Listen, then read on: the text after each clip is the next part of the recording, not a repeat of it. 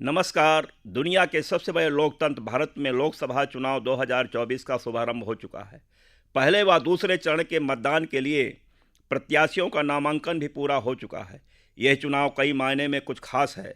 यह चुनाव देश को दुनिया की 5वीं अर्थव्यवस्था से तीसरी अर्थव्यवस्था में शामिल करने का चुनाव है।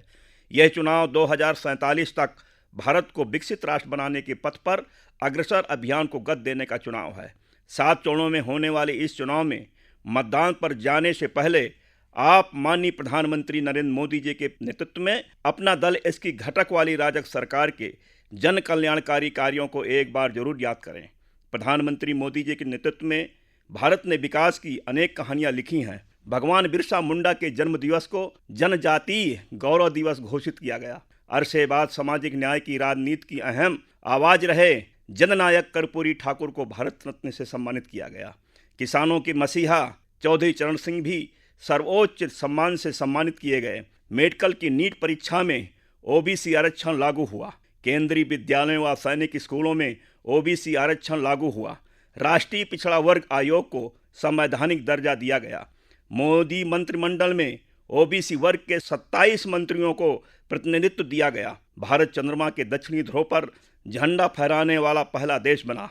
भारत ने सफलता के साथ आदित्य मिशन लॉन्च किया। धरती से 15 लाख किलोमीटर दूर अपनी सैटेलाइट पहुंचाई। ऐतिहासिक G20 सम्मेलन की सफलता ने पूरे विश्व में भारत की भूमिका को सशक्त किया। भारत ने एशियाई खेलों में पहली बार 100 से अधिक मेडल जीते। देश में 3 दशक बाद नारी शक्ति बंधन अधिनियम पारित किया, जिससे लोकसभा और विधानसभा में महिलाओं की ज़्यादा भागीदारी सुनिश्चित हुई है।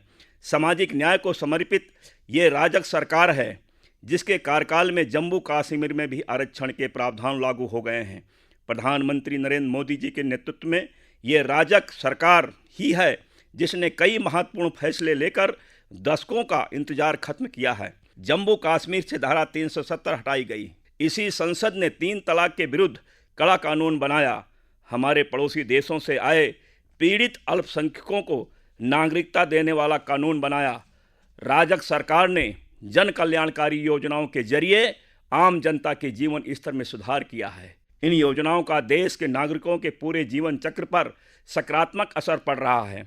देश में 11 करोड़ शौचालयों के निर्माण और खुले में शौच बंद होने से अनेक बीमारियों की रोकथाम हुई है। पाइप से शुद्ध पेयजल मिलने से भी प्रतिवर्ष लाखों बच्चों की जान बच रही है। पीएम आवास योजना में पक्के घर मिलने से परिवार की सामाजिक प्रतिष्ठा और गरिमा बढ़ी है। उज्ज्वला योजना के लाभार्थी परिवारों में गंभीर बीमारी की घटनाओं में कमी आई है। राजग सरकार आज खेती को अधिक लाभकारी बनाने पर बल दे रही है। पहली बार 10 करोड़ से अधिक छोटे किसानों को भी देश की कृषि नीति और योजनाओं में प्रमुखता दी है। पीएम किसान सम्मान निधि के तहत अब तक 2,80,000 करोड़ रुपए किसानों को मिल चुके हैं। पिछले 10 सालों में लगभग 18 लाख करोड़ रुपया MSP के रूप में धान और गेहूं की खेती करने वाले किसानों को मिले हैं। ये उपलब्धियां जो आज दिख रही हैं वह बीते 10 वर्षों की साधना का विस्तार है। ये प्रत्येक गरीब में नया विश्वास जगाने वाली बात है। जब 25 करोड़ लोगों की गरीबी दूर हो सकती है तो उनकी भी गरीबी दूर हो सकती है। आपका एक वोट देश की दशा और दिशा निर्धारित करेगा। सुशासन का सफर जारी रखने, गरीबों और वंचितों के सभी क्षेत्रों में भागीदारी सुनिश्चित करने की रफ्तार में हमें आपका साथ चाहिए।